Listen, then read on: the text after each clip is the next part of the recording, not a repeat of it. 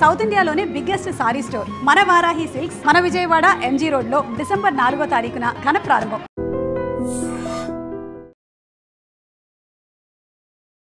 ఎత్తు 3 అడుగులే కానీ ఆయన సంకల్పం మాత్రం పర్వతమంత. అందుకే తను అనుకున్నది సాధించటానికి ఎన్నో అవరోధాలు అడ్డంకులు ఎదురయ్యాయి.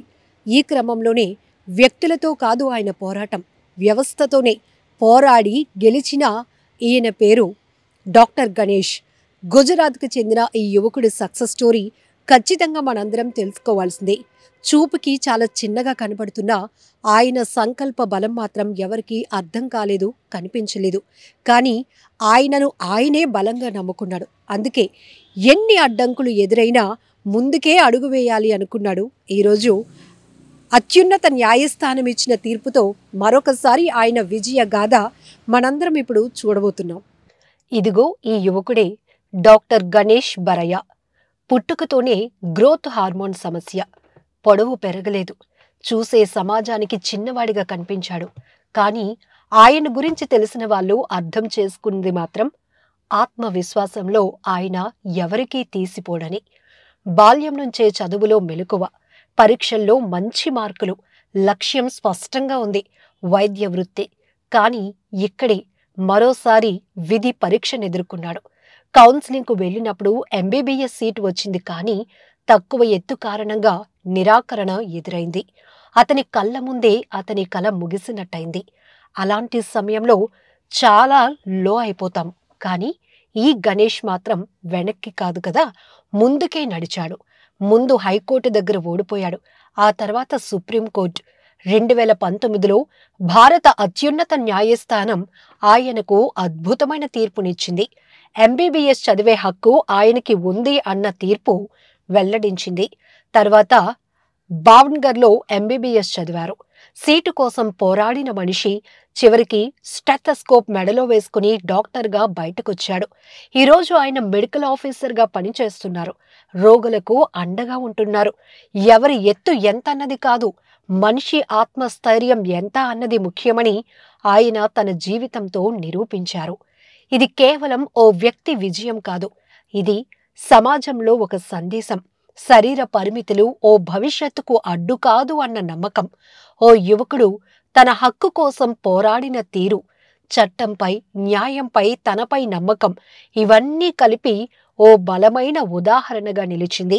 ఈరోజు ఆయన కథను వింటూ ఉన్న ప్రతి ఒక్కరికి ఒక్క విషయం: మీ పొడవు కాదు, మీ పోరాటమే మిమ్మల్ని ఎత్తుకు తీసుకెళ్తుందని.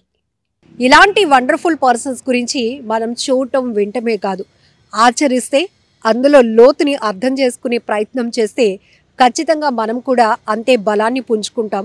చాలా ఆత్మవిశ్వాసాన్ని పెంపొందించుకుంటూ ముందుకు అడుగు వేయగలం.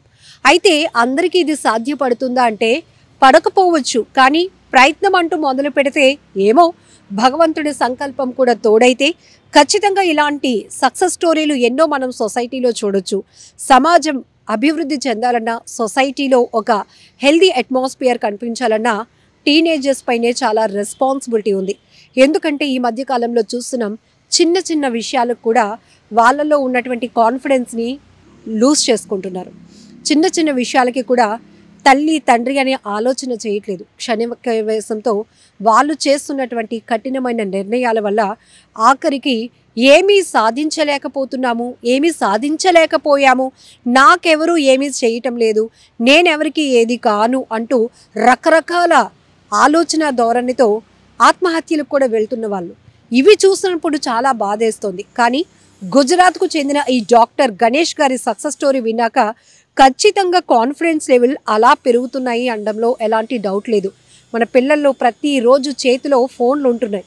ఎలాంటి కంటెంట్లు చూస్తున్నారు అనేది మనకి అంత పర్యవేక్షణ లేకపోవచ్చు. కానీ ఖచ్చితంగా మీ పిల్లల్ని పక్కన కూర్చోబెట్టి ఇలాంటి సక్సెస్ స్టోరీలు చూపిస్తే ఖచ్చితంగా వాళ్ళు ఇన్స్పైర్ అవుతారు. వాళ్ళల్లో దాగి ఉన్న టాలెంట్ని బయటకు తీసుకురావటం, దాన్ని ఆచరణలోనికి తీసుకురావటానికి వాళ్ళు ఒక ప్లానింగ్ వైపు వెళ్ళడానికి కూడా అవకాశం ఉంటుంది. తల్లిదండ్రులు కూడా ఈ రకంగా ప్రోత్సహిస్తే మీ పిల్లల్ని పుట్టగానే ఎవరూ అద్భుతాలు సృష్టించలేరు. పుట్టగానే పుట్టుకతోనే అందరూ అద్భుతంగా ఉండాలి అని కూడా ఎక్కడ రాసిలేదు. వాళ్ళ పెరిగిన వాతావరణం, వాళ్ళలో సంకల్పం, చుట్టూ ఉన్నటువంటి పరిస్థితులు ఇవన్నీ కూడా ప్రతి మనిషి పైన ఖచ్చితంగా ప్రభావాన్ని చూపిస్తాయి. ఇక్కడ కూడా తనలో ఉన్నటువంటి లోపాన్ని ఆయన లోపంగా చూడలేదు. తనలో ఉన్న లక్ష్యాన్ని మాత్రమే ఆయన చూసుకున్నారు. ఆ లక్ష్యాన్ని పట్టుకొని ఆయన బలంగా ముందుకు అడుగు వేశారు. ఎంతో మందితో పోరాడి ఆఖరికి ఇక నాకు ఇదే అని ఆయన కుంగిపోలేదు. ఓపిక నశించిపోయిందని అక్కడితో ఆగిపోలేదు. అంతే సంకల్ప బలంతో ముందుకు వెళ్ళి ఈరోజు డాక్టర్ అయ్యారు. ఎంతో మందికి సేవ చేస్తున్నారు. ఈ దృశ్యాలు చూస్తుంటేనే చాలా ముచ్చటేస్తోంది, మనసు ఉప్పొంగిపోతోంది. సో ఇలాంటి సక్సెస్ స్టోరీలు ఖచ్చితంగా మనందరం తెలుసుకోవాలి, ఫాలో అవ్వాలి. మరి ఈ డాక్టర్ గారి గురించి, ఈ గుజరాత్కు చెందిన ఈ యువకుడి సక్సెస్ స్టోరీ గురించి మీరేమంటున్నారో కామెంట్ బాక్స్లో మెన్షన్ చేయండి. నిజంగా ప్రస్తుతం ఉన్నటువంటి సమాజం దేనికి ప్రయారిటీ ఇస్తుంది? ఆర్థిక సంబంధాల చుట్టూ మాత్రమే తిరుగుతుంది. మళ్ళీ ఎన్నికలంగానే చాలా విరక్తి కలుగుతున్నాం. మంచి అనిపిస్తుంది కదా, లేడీస్ కూడా ఛాలెంజింగ్ జాబ్స్ చేసినప్పుడు చాలా బాగుంటది. ట్రాఫిక్ అసిస్టెంట్స్ గా నియమించిన ట్రాన్స్జెండర్స్ అందరితో సాల్యూట్ చేయించుకుంటున్నారు. ఫుడ్ డెలివరీ ఇవ్వటానికి వెళ్ళినటువంటి డెలివరీ బాయ్ అనిల్ పై కళ్ళ ముందు